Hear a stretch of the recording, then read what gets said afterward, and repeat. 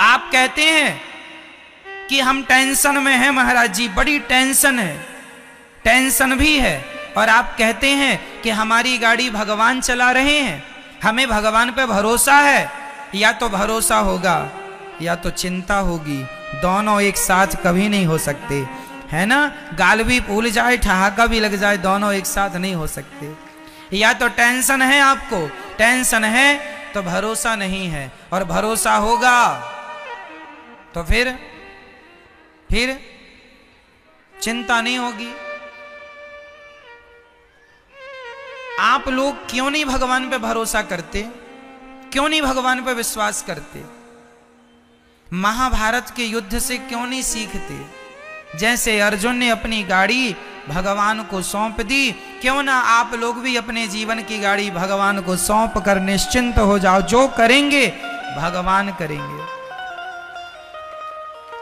मारने वाला है भगवान, बचाने वाला है भगवान। मारेगा भी वही, बचाएगा भी वही, भूखा भी वही रखेगा और पेट भर खवाएगा भी वही। तो जब सब उसी को करना है तो फिर आप चिंता किस बात की करते हैं? अच्छा ये बताओ, आपका सोचा कुछ होता है? आपका सोचा होता है क्या? आपने सोच लिया कि ऐसा हो जाए तो हो जाएगा क्या? जब आपका सोचा कुछ नहीं होता, आपका चाहा कुछ नहीं होता, तो हम कहते हैं आप सोचो ही क्यों?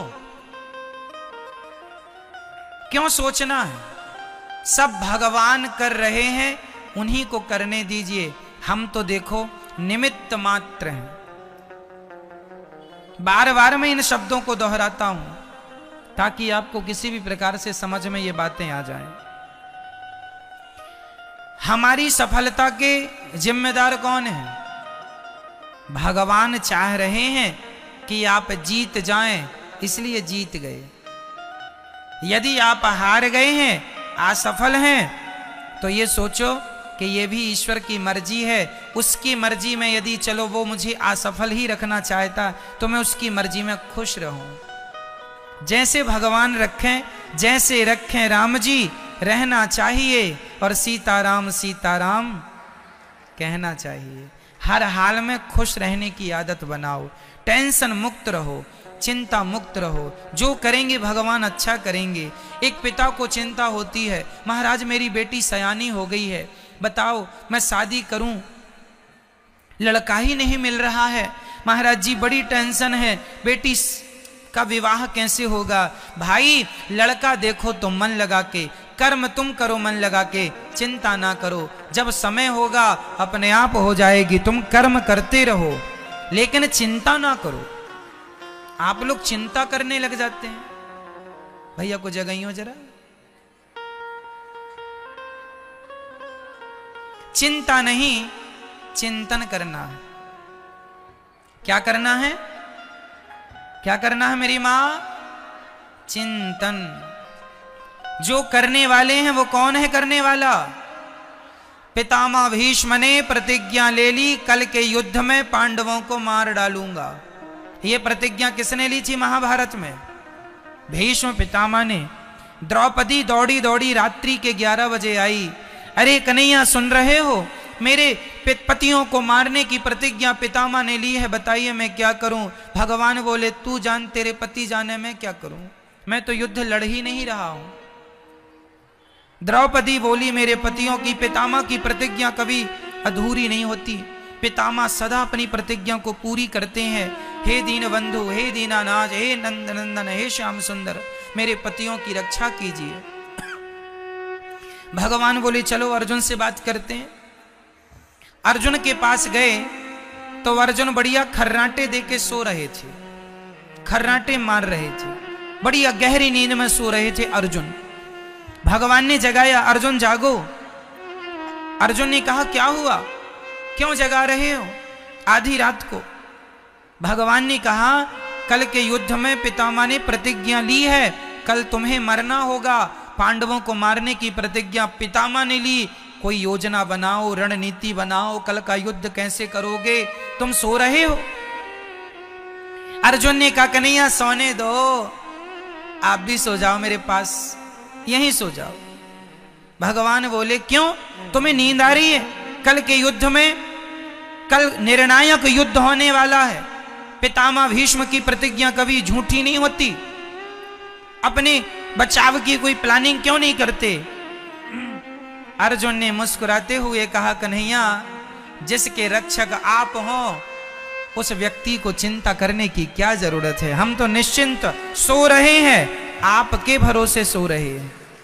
हम तो आपके भरोसे सो रहे हैं कि हमारे रक्षक तो भगवान श्री कृष्ण हैं। आपके होते हुए पितामह हमें मार डालेंगे क्या?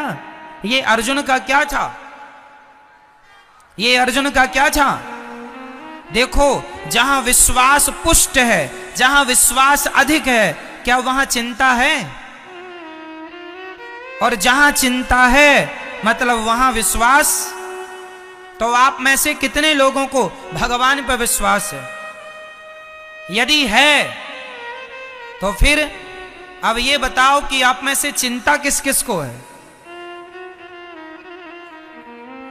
मेरी मां, चिंता नहीं, सौंप दो, अब सौंप दिया इस जीवन का सब भार तुम्हारे हाथों में है। जीत तुम्हारे हाथों में है, हार तुम्हारे। कर्म करना हमारा काम है, कर्म करना हमारा काम। कर्म हम करें, उसका परिणाम क्या होगा ईश्वर जानते हैं। इसलिए निश्चिंत हो जाओ भगवान के भरोसे। टेंशन नहीं, चिंता, खुश रहा करो, प्रसन्न रहा करो। ये सोचकर कि ये आज बताओ सूर्य भगवान आए, किसकी मर्जी से आए, आपकी या मेरी? बोलो मेरी मां। आज रात होगी किसकी मर्जी से? ईश्वर की। ये सृष्टि चल रही है किसकी मर्जी से? हम लोग लड़कपन से जवान हो गए, जवान से बुढ़े हो गए, किसकी मर्जी से आप बदल रहे हैं? आप क्यों नहीं, कल पैदा हुआ बच्चा आज ही जवान क्यों नहीं हो गया? उसे जवान होने में क्यों 20-25 साल लगते हैं? तुम्हारे हाथ में सब कुछ है तो तुम पैदा होते ही जवान हो जाओ ना। क्यों? तुम्हारा कुछ भी नहीं है। तुम्हारी ग्रोथ जो दिन दिन होती है वो तुम्हारी मर्जी से नहीं होती, ईश्वर की मर्जी से होती है। इसलिए सब ईश्वर के अधीन है। भगवान का चिंतन करना सीखो, भगवान पर विश्वास करना सीखो, भगवान के चरणों में आत्मसमर्पण करना सीखो। जब आप समर्पण कर देंगे तो आपकी गाड़ी भगवान ही चलाएंगे, उनके भरोसे खुश रहा करो बस। हम लोग अहंकार कर लेते हैं, जरा सा कमाने लग गए, जरा सा पैसा कमाने लग गए, हम कमा रहे हैं, हम पैसे वाले हैं, हम ये हैं वो हैं। अहंकार तो देखो आदमी का, आजकल का आदमी ना ऐसे चलता कैसे, ऐसे ऐसे अकड़ देखो जरा, ऐसे चलता है जैसे ये राजा हो, सब इसके गुलाम हैं। आप लोगों के पास कितना पैसा है? 10 लाख, 20 लाख, 1 करोड़, 10 करोड़, 50 करोड़, 1 अरब, 10 अरब, 100 अरब, कितना? जितना बोल रहे हैं इसी के अंदर होगा जो भी होगा।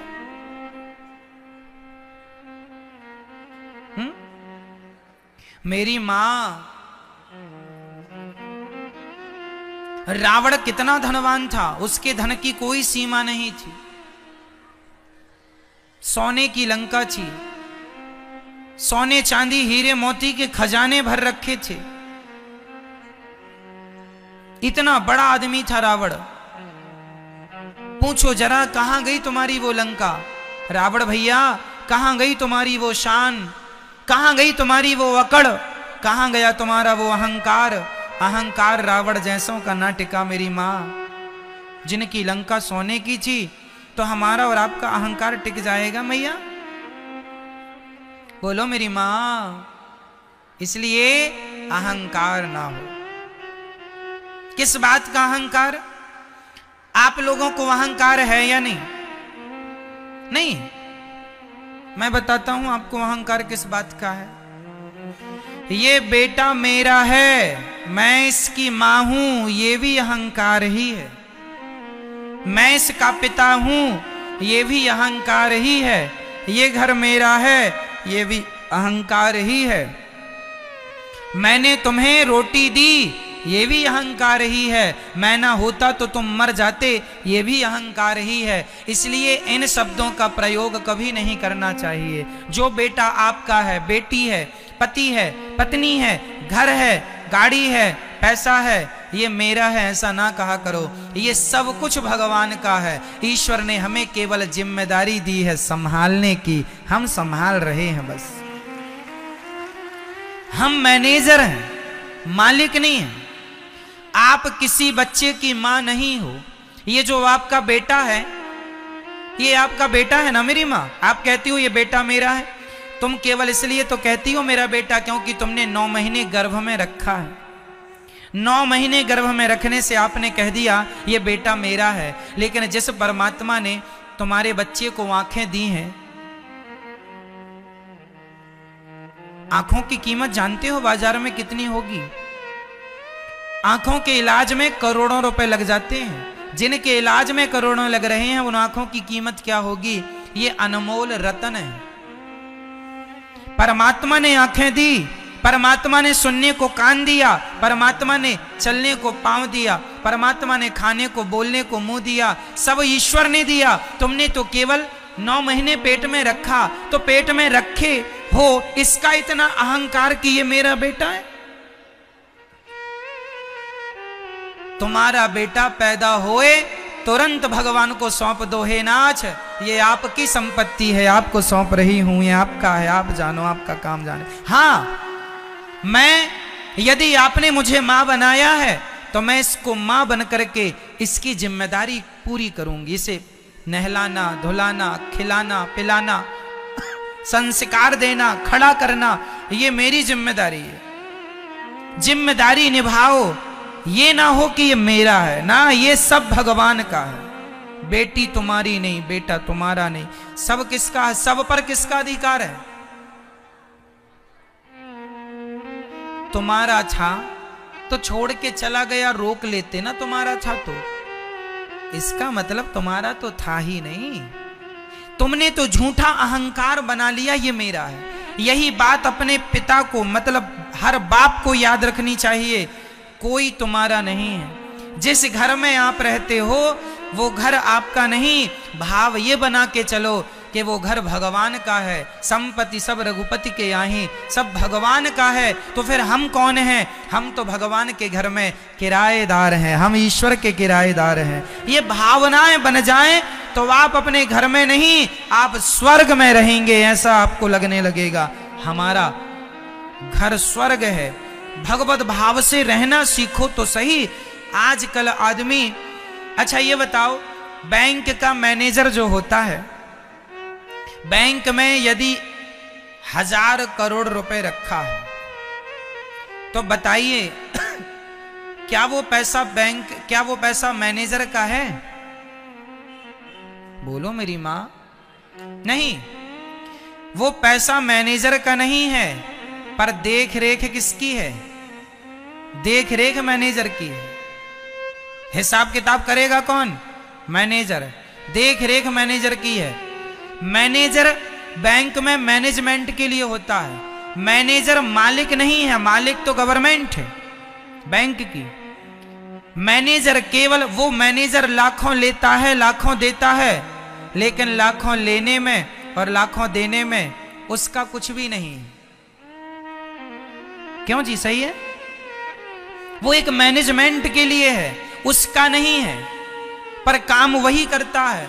उसी प्रकार तुम्हारे घर में जो तुम्हारा बेटा, बेटी, पति, पत्नी, घर द्वार, फैक्ट्री, मकान, दुकान जो है, सब कुछ भगवान का है। पर तुम मैनेजर बनके तुम मैनेजमेंट करो, तुम संभालो, जिम्मेदारी तुम निभाओ। जैसे बैंक का मैनेजर बैंक को संभालता है, लेकिन वो ये नहीं कहता कि ये बैंक मेरी है, वो ये नहीं कहता कि ये बैंक। उसी तरह आप ये ना कहो कि ये पत्नी, ये पति, ये परिवार मेरा है, ये कहो कि ये सब भगवान का है। संभालना आपको ही है, पर अहंकार रहित होकर, अहंकार से मुक्त होकर संभालना है। ये संपत्ति सब रघुपति के आही, सब कुछ किसका है? अरे और तो सब ठीक है, पति पत्नी बेटा बेटी, ये शरीर भी तुम्हारी प्रॉपर्टी नहीं है। आज हमारी एक किडनी कितने की होगी बाजार में बताओ? यदि आप अपनी किडनी बेचेंगी मेरी मां, कम से कम 50 लाख रुपए में बिक जाएगी। हाँ या ना? हाँ या ना? आपकी एक किडनी 50 लाख में बिक सकती है, तो दोनों 1 करोड़ की हो गई। चलो आपकी एक आंख यदि आप बेचना चाहें तो कितने की बिकेगी? बोलो मेरी मां, आपकी एक आंख की कीमत क्या है जरा बताओ मुझे। कम से कम 1 करोड़ मिल जाएंगे आपको एक आंख के। 2 आंख मतलब 2 करोड़। ऐसे शरीर के सारे पार्ट्स आप बेचने लग जाएंगे तो आप करोड़पति बन जाएंगे पल भर में। तो ये जो करोड़ों की प्रॉपर्टी है आपकी, शरीर रूपी प्रॉपर्टी, सच्ची बताना क्या ये प्रॉपर्टी भी आपकी है? नहीं, शरीर हमारा धन है, लेकिन ये मेरा नहीं है। अपने आप को सदा सबसे अलग रखना, हम बिल्कुल अहंकार शून्य हो। हमें कैसा होना है मेरी मां? अहंकार, जोर से बोलो मेरी मां, अहंकार, अहंकार शून्य, अहंकार रहित होना है। रही बात हमारी कि हम कौन हैं, तो हमारी असलियत लोग नहीं जानते। आप लोग अपनी असलियत नहीं जानते। आपको पता है आपकी असली औकात क्या है?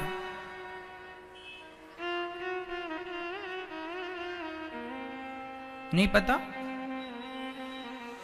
हमारी असली औकात क्या है? छोटे मुंह बड़ी बातें हैं, बुरा ना मानना मेरी बातों का, लेकिन मैं आपको आपकी औकात दिखाऊंगा। हम सबकी असली औकात क्या है?